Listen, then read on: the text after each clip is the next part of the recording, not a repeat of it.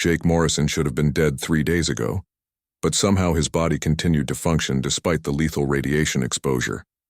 The dosimeter on his makeshift protective gear had stopped working after showing readings that would kill a normal human within hours. Yet Jake felt stronger than he had since the alien attack began. Something was happening inside his body that defied every medical principle he understood. The nausea and weakness that should accompany radiation sickness had lasted only a few hours before fading completely. His wounds healed faster than seemed possible, and his reflexes had become sharper with each passing day. The memory of volunteering for the military enhancement program 5 years ago seemed like a distant dream.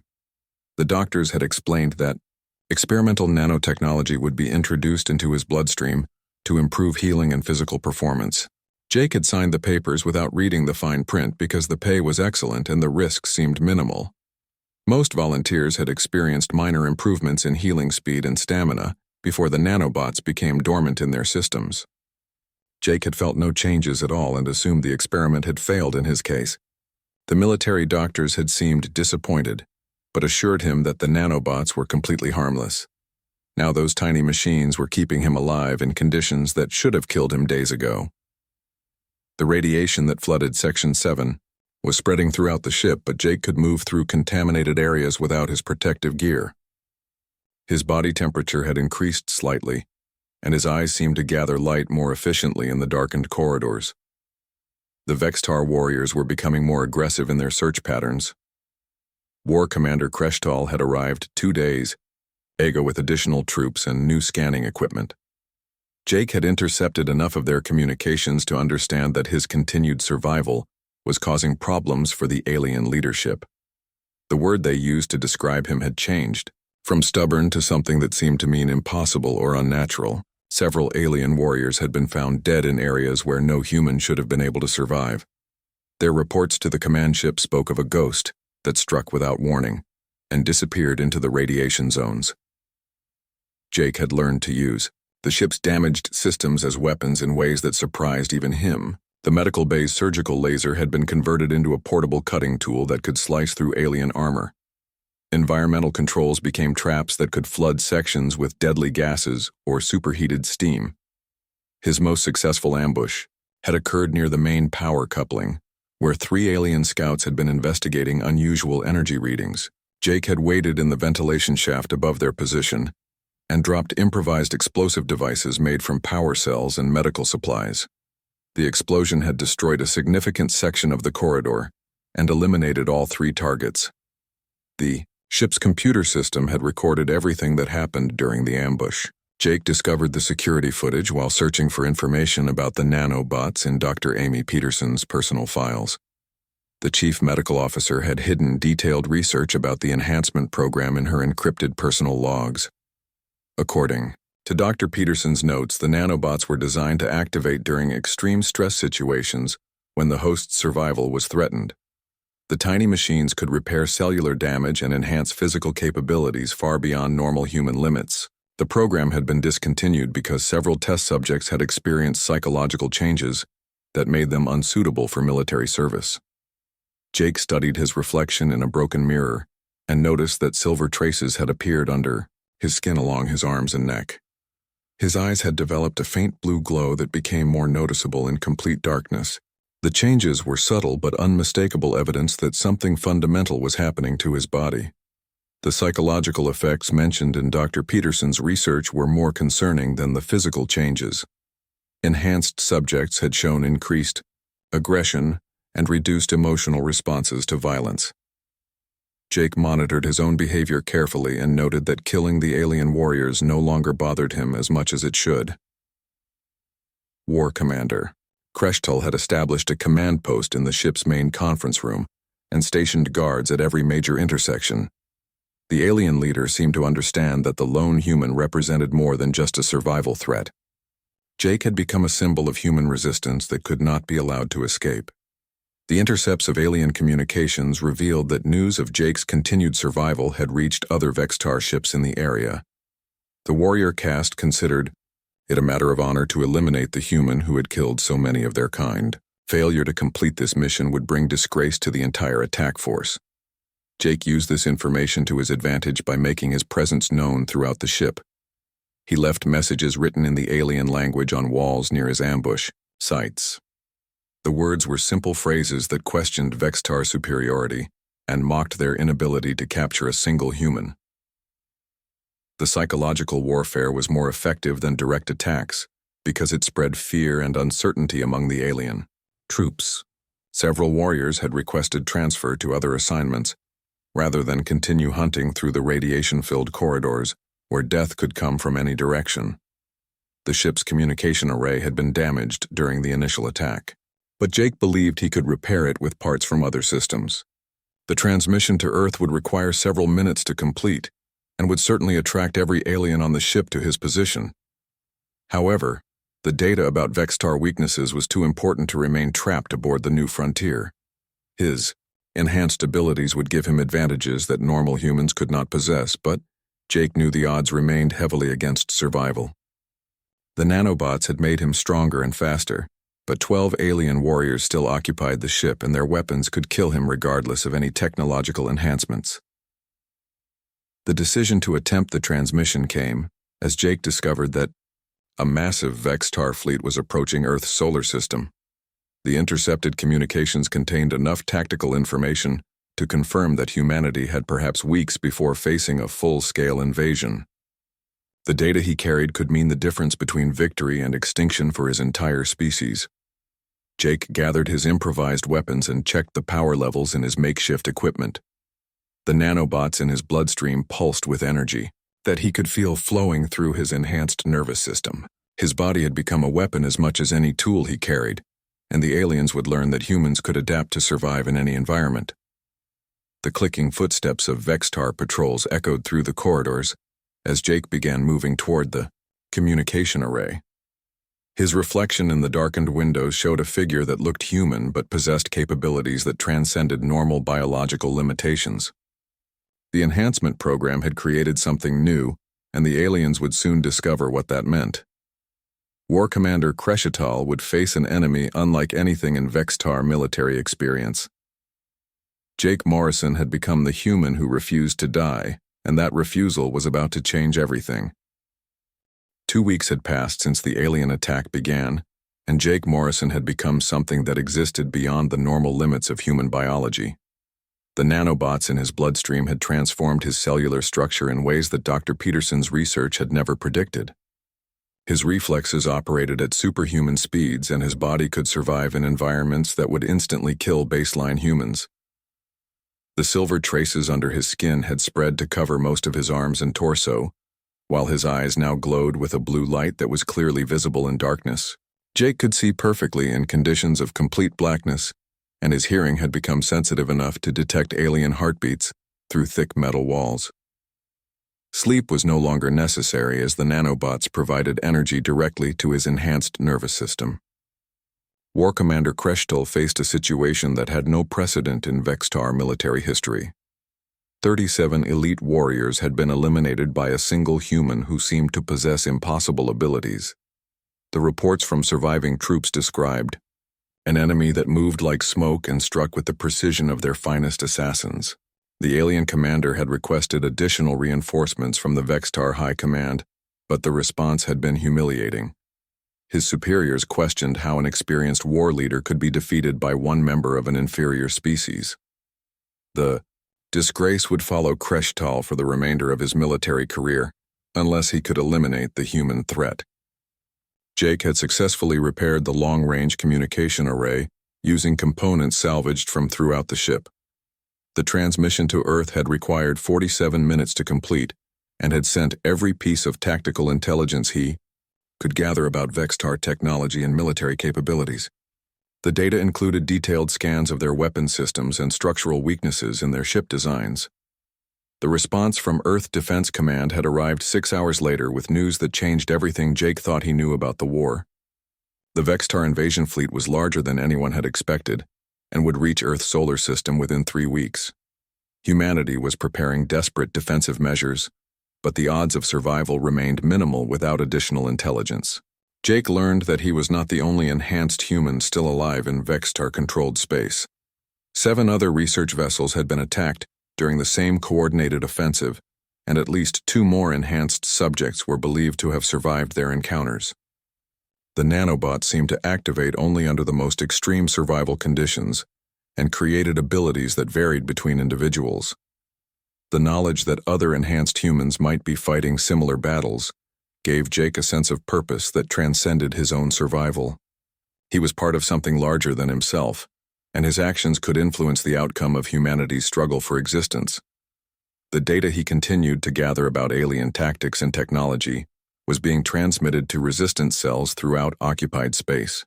His latest discovery concerned the Vextar command hierarchy and their methods of interstellar communication. The aliens used a quantum entanglement network that connected their major fleet elements and allowed for instantaneous coordination across vast distances. Disrupting this network could cripple their ability to conduct large-scale military operations. Jake had identified the communication node aboard the New Frontier and understood that destroying it would send valuable tactical information back through the network to other Vextar ships. The explosion would reveal details about human enhancement technology that the aliens were not prepared to face.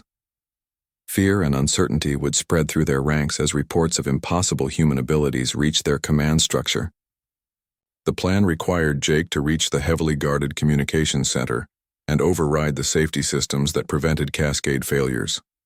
His enhanced abilities would allow him to move through areas that normal humans could not survive, but the final approach would require direct confrontation with multiple alien warriors. War Commander Kreshtal had anticipated this possibility and stationed his most experienced troops around the communication equipment.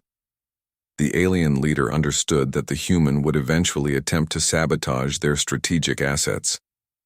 This knowledge created an opportunity for the decisive battle that would end the humiliating situation. Jake spent 2 days studying the guard rotations and identifying weaknesses in the alien defensive positions.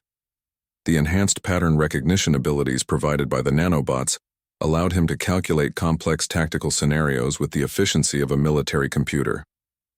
Every possible approach was analyzed and contingency plans developed for different combat situations. The assault began during the ship's artificial night cycle, when alien alertness levels were typically reduced. Jake moved through the ventilation systems with the silence of a hunting predator and positioned improvised explosive devices at key structural points throughout the communication center. The charges were timed to detonate in sequence and would create maximum confusion among the defending forces. His first target was the alien warrior stationed at the main access corridor, who was eliminated with a surgical laser strike before he could raise an alarm. Jake dragged the body into a storage compartment and took the alien's weapon, which was more powerful than anything he had previously captured. The energy rifle could penetrate heavy armor and had enough charge for approximately 30 shots. The second guard fell to an improvised projectile weapon that fired metal fragments at high velocity. Jake had constructed the device from medical equipment and power cells during his preparation phase. The alien warrior died instantly when the projectiles penetrated weak points in his environmental suit. Moving through the communication center required all of Jake's enhanced abilities, as motion sensors and thermal detectors searched for any sign of human presence. The nanobots allowed him to control his body temperature and electromagnetic signature in ways that confused the alien scanning equipment. He appeared to be nothing more than a minor fluctuation in the ship's background systems. The main communication console was protected by encryption systems that would normally require hours to bypass, but Jake's enhanced cognitive abilities allowed him to process the alien symbols with remarkable speed. The nanobots had somehow improved his pattern recognition and logical reasoning capabilities, along with his physical enhancements. Access to the Vextar communication network revealed tactical information that exceeded Jake's most optimistic expectations. The aliens had detailed intelligence about Earth's defensive preparations and were planning attacks against human colony worlds that had never been evacuated. The invasion timeline had been moved forward and would begin in less than 2 weeks. Jake transmitted this information to Earth Defense Command, along with everything he had learned about Vextar technology and military doctrine. The data transmission took 8 minutes to complete and triggered every alarm system aboard the alien ship. War Commander Kreshtal would know exactly where the human intruder was located. The explosive charges detonated as Jake finished the transmission and sent cascade failures throughout the communication network. Alien warriors were rushing toward his position from multiple directions, but the structural damage had blocked several key access routes. The tactical advantage belonged to the defender who knew every damaged system and broken corridor. Jake's reflection in the shattered communication console showed a figure that retained human features, but possessed capabilities that transcended normal biological limits.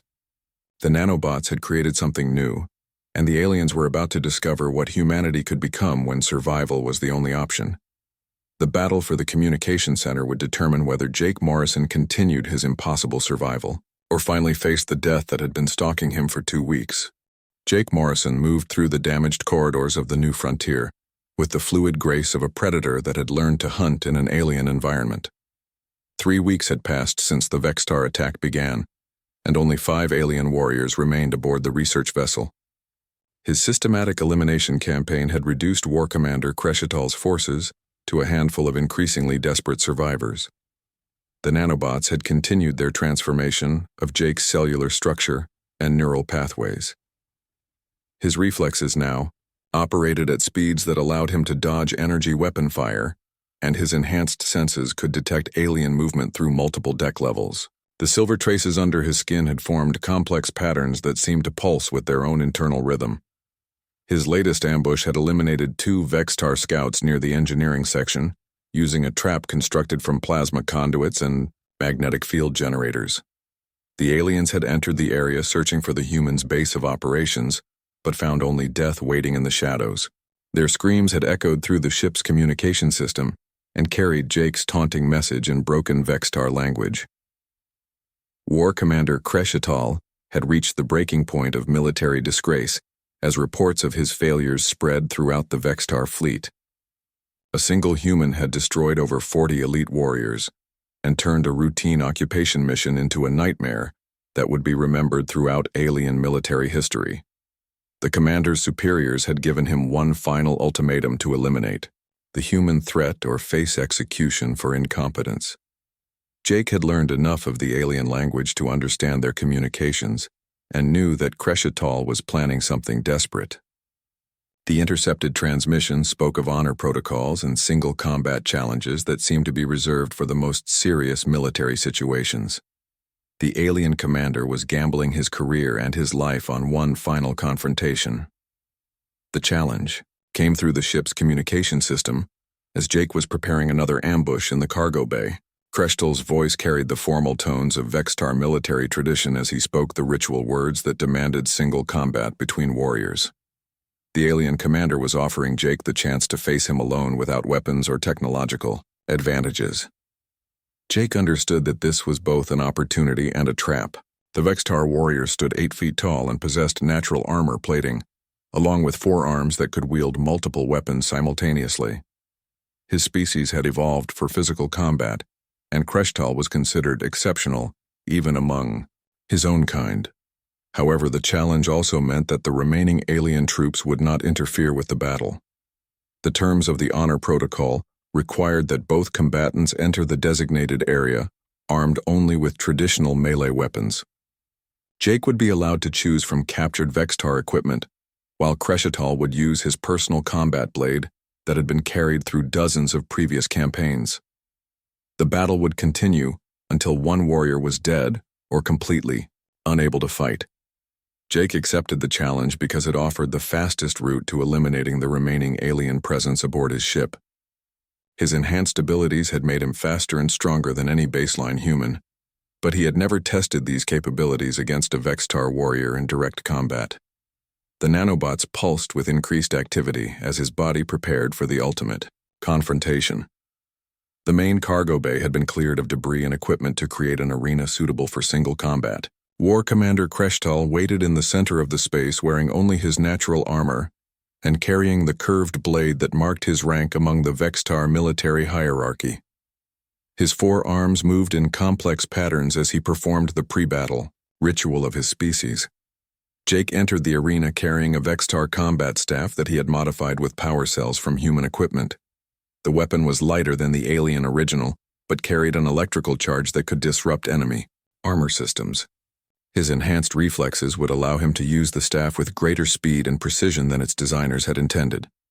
The battle began when both warriors acknowledged the formal challenge and moved to engage each other across the cargo bay. Kreshtal's superior reach and strength were immediately apparent as his blade swept through patterns that would have overwhelmed any normal human opponent. Jake's enhanced speed allowed him to dodge the attacks while searching for openings in the alien's defense. The Vextar commander fought with the disciplined aggression of a career soldier who had survived countless battles against various species throughout the galaxy. His forearms worked in coordination to create attack patterns that seemed impossible to counter, while his natural armor absorbed impacts from Jake's electrical staff. The alien's experience showed in every movement as he gradually forced the human toward the cargo bay wall. Jake's nanobots responded to the combat stress by increasing his physical capabilities beyond anything he had previously experienced. Time seemed to slow as his enhanced nervous system processed information at superhuman speeds. The silver patterns under his skin glowed with blue light as energy flowed through his transformed cellular structure. The turning point came when Jake realized that Kreshtal's fighting style followed traditional Vextar combat doctrine that assumed opponents would respond with predictable defensive patterns.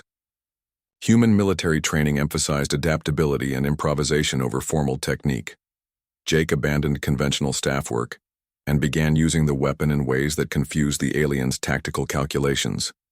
His first successful strike landed against Kreshtal's lower left arm and sent electrical energy through the alien's armor systems. The disruption caused temporary paralysis that allowed Jake to follow up with attacks against other vulnerable points. The Vextar commander's natural armor was strong but had joints and interfaces that could be targeted by a precise opponent. The battle shifted as Jake's enhanced abilities allowed him to predict Kreshtal's attack patterns and respond with counters that the alien had never encountered. The human's speed increased until he seemed to flicker around the cargo bay like a ghost made solid. His electrical staff found its mark repeatedly as the Vextar commander's defenses began to fail. Kreshtal's final attack was a desperate charge that brought all forearms into play simultaneously. The alien warrior had abandoned defensive considerations and committed everything to a single overwhelming assault that would either kill his opponent or leave him completely exposed. Jake's enhanced reflexes allowed him to slide beneath the attack and drive his electrical staff into the weak point, where the alien's neck armor met his torso. The electrical discharge traveled through Kreshtal's nervous system and caused massive trauma to his enhanced cardiovascular system. The Vextar commander collapsed as his body's life support systems failed under the assault of human technological adaptation. His final words acknowledged Jake as a warrior, worthy of respect according to alien military tradition. Jake stood over the fallen alien commander and felt the nanobots beginning to process the psychological effects of single combat victory. The enhancement technology was changing more than just his physical capabilities, and he wondered what he might become if this transformation continued. The cargo bay was silent except for his own breathing, as Jake Morrison realized he had become something that transcended normal human limitations. The new frontier was now under complete human control. But Jake knew his mission was far from finished.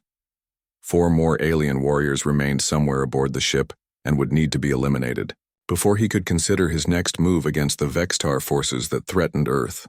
6 months had passed since Jake Morrison eliminated the last Vextar warrior aboard the New Frontier and claimed their landing craft as his personal vessel.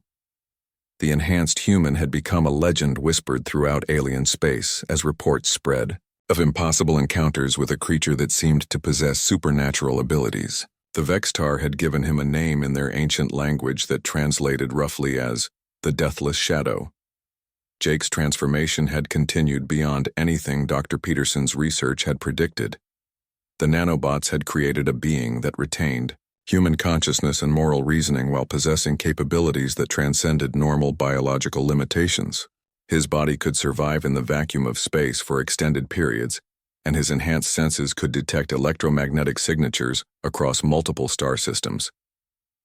The captured Vextar technology had been integrated with human systems to create a hybrid vessel that combined the best features of both civilizations. Jake had learned to operate alien navigation systems and weapons platforms while maintaining the tactical flexibility that characterized human military doctrine.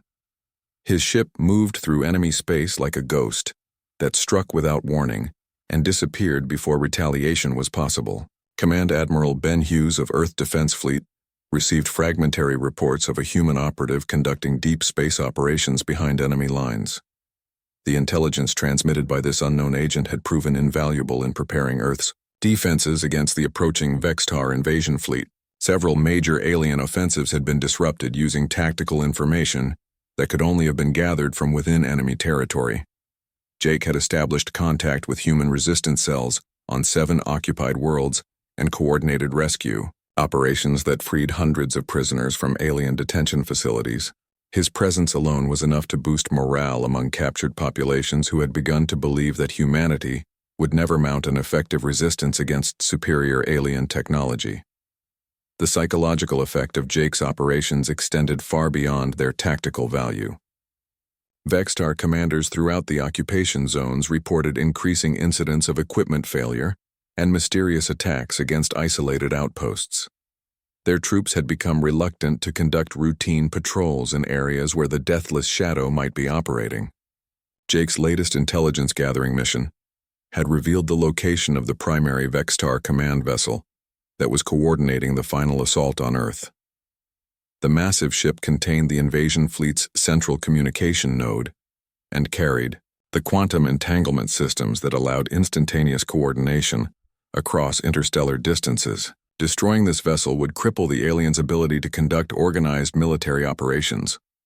The mission required Jake to infiltrate the most heavily defended ship in the Vextar fleet and reach its central power core without triggering security systems that would alert thousands of alien warriors. His enhanced abilities would allow him to survive in hostile environments, but the odds remained impossibly stacked against a single individual, regardless of technological advantages. Jake's decision to attempt the mission came from intercepted communications that revealed the invasion timeline had been accelerated. Earth Defense Command would face the full Vextar assault within days, and humanity's survival depended on disrupting enemy coordination at the critical moment. The risk of failure was absolute, but the consequences of inaction were even worse. The approach to the Vextar command ship required Jake to navigate through sensor fields and defensive networks that had been designed to detect any possible threat. His enhanced abilities allowed him to control his electromagnetic signature and thermal output while using captured alien technology to mask his vessel's true identity. The infiltration took 18 hours of careful maneuvering through hostile space. Jake's entry into the command vessel utilized maintenance conduits that were too small for normal Vextar physiology, but perfectly suited to enhanced human capabilities. The nanobots had made his body more compact and flexible, while increasing his strength and endurance beyond anything natural evolution could produce. He moved through the alien ship's infrastructure like a virus spreading through a complex system. The central power core was located in the deepest section of the command vessel and protected by multiple redundant security systems. Jake bypassed these defenses by using his enhanced cognitive abilities to predict pattern sequences and exploit weaknesses in alien design philosophy. The Vextar had never anticipated threats that combined human adaptability with technological enhancement. His sabotage of the power core involved introducing cascade failures that would spread throughout the ship's entire energy distribution network. The explosions would destroy the quantum communication systems and eliminate the command structure that coordinated the invasion fleet. Jake had calculated that the resulting chaos would give Earth Defense Forces the advantage needed to survive the alien assault. The detonation sequence was programmed to allow Jake sufficient time to reach his escape vessel, but the calculations were based on normal human movement capabilities. His enhanced speed and reflexes provided additional safety margins that might allow survival if everything proceeded according to plan. The nanobots pulsed with increased activity as his body prepared for the most dangerous phase of the mission. Jake's final transmission to Earth Defense Command contained complete tactical intelligence about the Vextar invasion force along with detailed specifications for countering their weapons and defensive systems. The message also included his personal assessment that humanity would prevail because they possessed something the aliens could never understand or replicate. The cascade failure began in the command vessel's power core and spread through connected systems with devastating efficiency. Jake moved through collapsing corridors and emergency barriers, while alien warriors scrambled to understand what was happening to their most advanced warship. Explosions followed his path as primary systems overloaded and triggered secondary failures throughout the massive vessel. His escape from the dying command ship required every enhancement the nanobots had provided, along with tactical skills learned during months of combat against superior alien forces. Jake reached his vessel as the command ship's main reactor achieved critical overload and prepared to destroy everything within a significant radius of the explosion. The destruction of the Vextar command vessel created a chain reaction that spread confusion throughout the invasion fleet as individual ship commanders lost contact with their central coordination systems.